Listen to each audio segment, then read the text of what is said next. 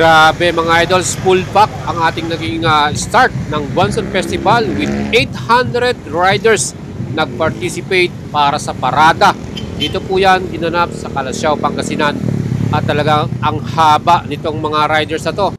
Well, kung kayo naman po ay gustong magpa-service PMS ng inyong mga motorsiklo, gaya ng mga Yamaha motorcycle, meron tayong free service, change oil, at pwede rin kayo sa Honda motorcycle, Suzuki motorcycle at Kawasaki. Again mga idols, ang mga paborito nyong unit or mga model ay pwede ninyong mabili dito po sa biggest festival in the North. Yan nga po ay naganap dito po sa The Waltz Convention Center, The Monarch Hotel, Pangasinan. O di ba mga idols, napakatindi at talagang napakaganda ng naging program natin dito. At syempre, igagalan natin kayo at papakita ang mga kasama or mga naka-display dito sa festival ng Guanzon. Unang-una na dyan ang kanilang auto group. Meron tayong Eni Auto, ang mga brand na sasakyan nila gaya ng Geely, GAC, Nissan, Honda ay available din dito. Pwede kayong makapag-inquire at ma-check yung kanilang mga latest model gaya nitong Nissan Patrol na latest edition. Ang format elegante talaga. Siyempre, inumpisahan ang kanilang ceremony with the big parade. Ito po ang nangyari dyan. So dito, meron tayong banda at alam nyo ba, ang Guanzon po ay nag-start sa pagbebenta ng mga gamit ng sangkalesa. So meaning mga idols, dun po sila nag-start hanggang sa maging motorcycle dealer po sila. Kaya ito pong kanilang naging parada dito ay nagpapakita kung saan sila nagsimula. Yan po ang kanilang 80th anniversary mga idol. Kaya ang ating nakita rito yung Kalesa Parade. At ang mga nakasakay dyan, yung mga executives ng lahat ng mga motorcycle brand company na Big Four. Unang-una na nga dyan siyempre, ang executives ng Guanzon. Siyempre pa yung kanilang pinaka-brand partner, gaya po ng Honda executives, yung mga Japanese president. And panigurado, marami sa kanila ang first time na sumakay ng Kalesa kasi hindi sila sanay. So yan po yung nating napansin. And siyempre talagang enjoyable yan. Another great experience, di ba?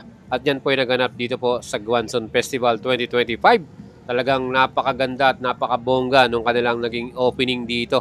Siyempre, makikita naman natin yung ribbon cutting, yung pag-uumpisa at pag-start ng celebration. So itong ating festival, nagkaroon ng ribbon cutting with all the top executives at owners at brand partner ng Guanzon Group of Company. So yan mga idols, talagang bonggang-bongga. Itong The Waltz Convention Center, yan po ay newly open. So kakagawa lang niya, kaya talagang bagong-bago. Talagang actually sabi nga ng chairman nila, ayan po ay 95% finish. So meron pa silang mga decoration na hindi pa nalagay dyan. So talagang napakabongga at napakaganda ditong kanilang Waltz Convention Center. Sa mga idols natin, sigurado marami pang magaganap na mga event dito sa kanilang convention center na to. Yan po yung naging opening at yun nga, after nilang mag-ribbon cutting, diretso na tayo sa loob para naman i-witness ang formal opening ng mga motorcycle brand or booth nila. Kasi nga ito, pabonggahan po sila dito ng display. So dito po sa loob makikita natin yan at bibigyan natin ng personal view kung ano po yung maging display ng kanilang mga booth ng Honda, Yamaha, motorcycle, Kawasaki at Suzuki. So ang una pong booth na inopen nila or pinakita sa atin, ito pong sa Honda Philippines Incorporated. Well, pagdating sa pabonggahan, iba talaga ang galing ng mga Honda. Yan po, talagang kumpleto rin sila sa mga big bikes. Yung mga latest model nilang nirelease sa Makina Motor Show, gaya ng ADB 350, XADB 2025, at yung bagong-bagong Sports Naked CB 1000R Hornet ay naandito rin naka-display. Plus ang Goldwing 50th edition, makikita mo rin dito. And yung mga latest model na nirelease nga, gaya nitong Honda PCX, Rodsing Type, and Standard Type ay meron ding naka-display po dito. Again mga idols, kung gusto nyo po maglabas ng bagong motorsiklo, perfect po itong Guanzon Festival dahil may mga special freebies pa tayo makukuha. Next naman na boot na nilaunch nila at pinakita sa atin, ito namang sa Kawasaki boot mga idol. Siyempre, nandiyan naman mga special big bikes nila. Gaya nitong latest model na Z900 Special Edition. Nandiyan naka-display din. ZX2. At siyempre, yung iba pa nilang mga big bikes at mga small bikes. Gaya ng scooter nila dyan. Ano? And isa sa mga bonggang nagbukas din ng kanilang boot. Siyempre, hindi patatalo ang Suzuki Motorcycle Philippines mga idol. Ayan, grabe yan.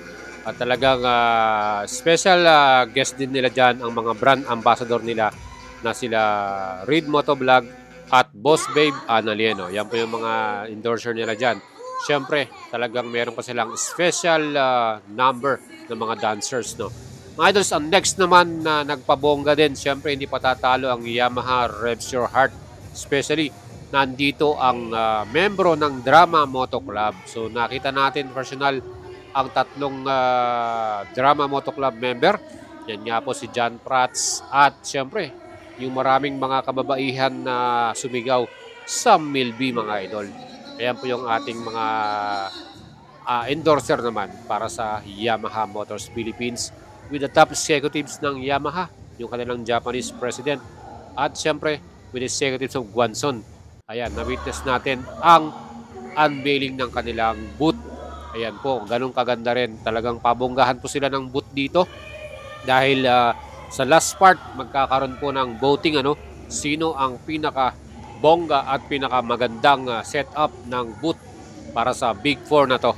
Siyempre, mayroong voting yan sa mga judges. At aabangan po natin kung sino pong mananalo. And sa last part ng ating video, stay tuned dahil papakita natin sa inyo yung mga booth nila. Ano ba yung meron sa mga apat na maglalaki ang booth na to. Again, thank you very much Guanzon Group of Company dahil nirecognize din nila tayo as one of the vloggers and media na nagko-cover po dito sa kanilang Guanzon Festival. So tayo po yung umakyat din sa entablado para magpakita sa ating mga fans and subscribers na nandito. Again, marami pong naging program dito at marami din silang mga competitions and events. Siyempre, may mga dance competition, may singing competition, meron silang mga pabingo kung saan mananalo ka ng motorsiklo. Again, sa mga participating brand, kung kayo po ay pupunta rito, sakto. Kailangan nyo pong bumili ng mga products nila at magkakaroon kayo ng bingo card. At mga idol, siyempre, pagdating sa motorcycle accessories, nandito rin ang Cycle City Motorsport. Kompleto sila sa lahat ng brand ng mga premium gaya ng SJC, Pirelli, LS2 at marami pang iba mga idol. Siyempre, iba pang mga brand ng motorsiklo na nandito gaya itong Ineos Oil. Andito po, meron silang 20% discount. Gile Helmet, ayan, meron silang 25% discount. Liqui Moly, meron silang discount dito. At ang pinaka-premium na braking system, yan po ang Brembo. Meron din sila ditong display, pwede kayong bumili. At siyempre sa busina, Bosch, quality yan. And sa mga laptops and appliances, Acer. And meron din tayo ditong dashcam, yan po ang Dahua. So meron silang napakagandang dashcam para sa motorsiklo. Plus nandito rin ang EcoFlow, yun namang mga charging system. Plus SEC Moto Supply. And siyempre itong Moto Active Rock Helmet. Ito po mismo ang ating pinaka Honda booth. Yan po yung makikita nyo kung pupunta po kayo sa day 2 hanggang day 4. Ayan po ang ating 50th anniversary Gold Wing. Napaka-forma.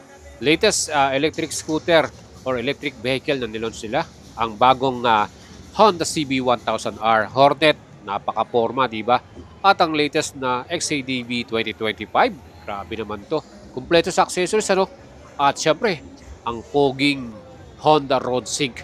Ayan, available na rin dito sa kanilang festival booth mga idol. Ayan po mga ating standard type Vortex Thread Metallic. Makakabili rin kayo ng mga parts and accessories ng Honda. Ayan. At siyempre yung pinagkaguluhan at naging trending talaga. Yan po ang mga Honda Giorno 125 scooter classic bike. Sana ay marami pa rin dumating na units bukas. At siyempre ang Suzuki booth naman. Ito kanilang style mga idol. Ano masasabi nyo? Let me know your vote. Ano ba yung pinakamagandang booth para sa inyo mga idols? And sa Suzuki naman, lahat ng kanilang mga small bikes ay naka-display dito. Siyempre, ang famous na Raider 150 Carb Type and FI. At mga latest nilang scooter, gaya itong Bergman 125, ang kanilang Gixxer SF 155. And Para naman dito sa Kawasaki booth, yan naman po yung kanilang pinaka-display. Meron tayo ditong latest Z900 SC. Meron din silang 4x4 at meron din silang ZH2 dito, di ba? Ayan po yung kanilang pinaka-booth mga idol, ano, napakaganda rin. Siyempre yung mga small bikes nila, ang kanilang sikat na Kawasaki Barako at KLX 150, makikita nyo rito sa kanilang Kawasaki booth. And ito naman ang Yamaha booth mga idol. Ayan po yung kanilang pinaka-style at ginawa nilang design. Para sa akin, napakasimple lang nung ginawa nila. No? Parang hindi siya ganun kabongga. My own view lang mga idols. Let me know your comment. Mag-send kayo ng message sa ating video. Again, sino ang pinaka-mapormang booth para dito sa Big 4? At sino yung tingin nyo mananalo? No?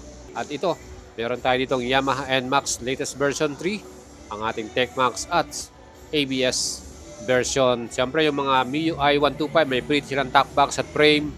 At siyempre sa Mio Gear din, ganun din. At mga big bikes nila nakadisplay rin dito. MT-09SP, R7 at XSR 900. O di ba mga idols, kung kayo po ibibili ng bagong motorsiklo, tara na po dito sa Guangzhou Festival Day 2. Bukas po yan, makita-kits po tayo.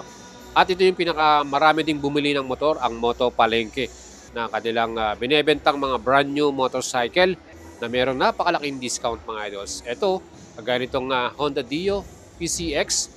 Yan, napakamura na ng PCX nila dito mga idols. Ano? At itong mga Yamaha motorcycle, MIUI, meron sila dito. Ang daming nakadisplay. Sniper. So may mga sniper pa dito mga idols. Ano? At mga Mio Grabis. Kaya ini-invite ko kayo mga idols. Tara G, dito po sa Guangzhou Festival Day 2. Bukas po yan. Hanggang Sunday pa po tayo. Kaya kung may free time kayo, tara po, bumisita kayo dito sa kanilang festival. At siguradong mag-enjoy kayo sa mga entertainment at mga competition. Plus, maraming discount, maraming freebies. Meron din silang mobile gadget discount. At bukas po, papakita natin sa inyo ang kanilang mga outlet dyan.